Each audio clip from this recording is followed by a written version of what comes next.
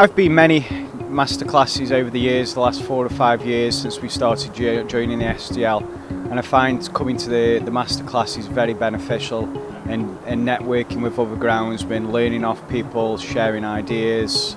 I think it's good to get people around the table together who do similar jobs to yourself.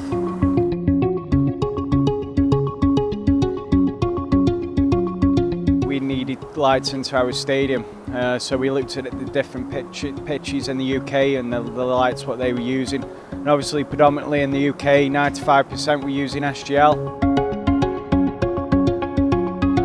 I find the SGL service, it's great. We pick up the phone, we can talk to them any time of the day.